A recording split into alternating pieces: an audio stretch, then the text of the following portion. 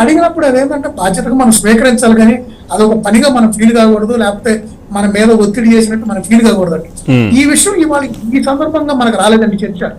Already 3-4 నెలల క్రితమే రేవంత్ రెడ్డి గారు కొన్ని పెద్ద సినిమాలు వస్తున్నప్పుడు బహిరంగంగానే దీని గురించి మాట్లాడారు.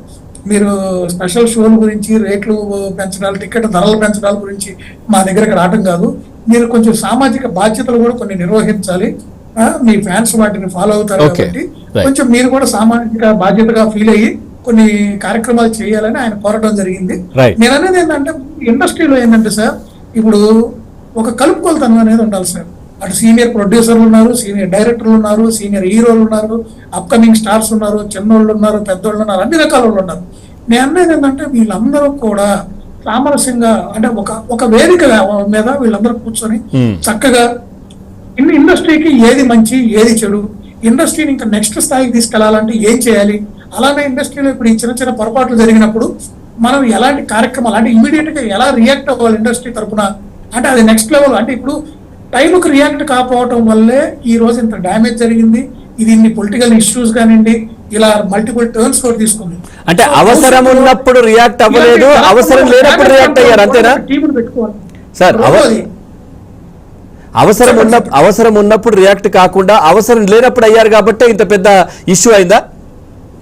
ఎప్పుడు ఖచ్చితంగా సార్, ఆ సంఘటన జరిగిన వెంటనే కనుక విత్ ఇన్ అవర్స్ లో అల్లు అర్జున్ గారు ఒక బాధ్యతాయుక్తంగా రియాక్ట్ అయినట్టయితే, నేను చెప్తున్నా కదా సార్, అసలు ఈ రోజు ఈ గొడవ, ఈ కేసులు ఈ స్థాయికి వెళ్ళేది కూడా కాదండి.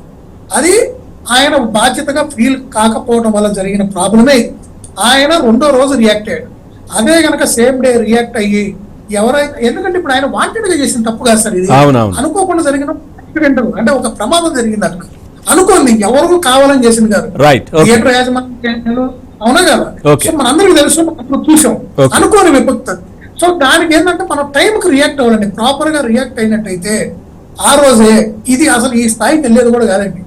ఇది ఏంటంటే నేను అదే అంటుంది, ఇప్పుడు ఈ సినీ పెద్దలు అనే వాళ్ళు ఎవరైతే ఉన్నారో వాళ్ళు కొన్ని కమిటీస్ ని ఫామ్ చేసుకుని ఈ కోఆర్డినేషన్ చేసుకోవడం, ఈ పెద్ద హీరోల సినిమాలకైనా టికెట్ పర్మిషన్సే కాదండి, షోస్ ని ఎలా నిర్వహించుకోవాలి, అలానే ఇండస్ట్రీకి ప్రభుత్వం మధ్య ఆ కోఆర్డినేషన్, ఆ గ్యాప్స్ అనేవి లేకుండా ఒక కమిటీని పెట్టుకుంటే వాళ్ళు ఏంటంటే అది కోఆర్డినేషన్ చేస్తారు. ఏదో పెద్ద చిత్రం వచ్చినప్పుడు ఆ నిర్మాతలు, ఆ హీరోను ఎవరినో పట్టుకొని ఆ సీఎం దగ్గరికి వెళ్ళి ఒక శాలువా కప్పి పర్మిషన్ తెచ్చుకొని అది ఇవన్నీ తాత్కాలికం అయిపోతున్నాయండి. ఇండస్ట్రీ ఇప్పుడు నిన్న ఎలా కలిసికట్టుగా వెళ్ళారో ఇలాంటి మీటింగ్స్ పెట్టుకొని ఇండస్ట్రీలో కూడా ఒక యూనిటీ అనేది రావాలి, కోఆర్డినేషన్ అనేది ఉండాలి. అప్పుడు ప్రభుత్వం నుంచి ఎన్నో లబ్ధీలు కూడా వీళ్ళు పొందొచ్చు. అవార్డ్స్ కూడా 10 సంవత్సరాల నుంచి అవార్డ్స్ లేవు. ఇప్పుడు ప్రతిభకు గుర్తింపే అవార్డు. ఆ అవార్డ్స్ చూసే ఎంతో మంది కళాకారులు వాళ్ళలోని ప్రతిభా బాట వాళ్ళు ఇంకా పెంచుకోవాలి, ఇంకా అవార్డులు సాధించాలి. వాళ్ళలో ఏంది ఒక మంచి ఫ్రెండ్లీ అంటే ఒక కాంపిటీషన్ స్పిరిట్, ఒక స్పిరిట్ అనేది కూడా డెవలప్ అయిందండి. సో అలాంటివి కూడా వెనకబడిపోయారు. ఇట్లా చాలా సమస్యలు ఉన్నాయి. వీటన్నిటిని కూడా వీళ్ళందరూ కూడా ఒక వేదిక మీద కూర్చొని అందరూ సీనియర్లు కానీ జూనియర్లు కానీ అందరూ కూడా చర్చించుకొని ప్రభుత్వంతో వీటన్నిటిని గురించి కూడా చర్చించి ఇవన్నీ కూడా ఇంప్లిమెంట్ అయ్యేటట్టు చూసుకుంటే, నేను చెప్తున్నా కదండి, సినిమా ఇండస్ట్రీ హైదరాబాద్కు తీసుకురావడం కానీ వచ్చిన తర్వాత కానీ ఏ రోజు ఏ ప్రభుత్వం కూడా ఇండస్ట్రీ మీద కక్ష సాధింపు లేదా ఇండస్ట్రీ దానికి చేయకపోవడం కానీ ఏ రోజు లేదు. Right sir, right. నరేష్ గారు, ఫైనల్ గా కంక్లూడ్ చేయండి. అదే విధంగా కూడా ఇంకో ఇష్యూ దీనికి సంబంధించిందే, అంటే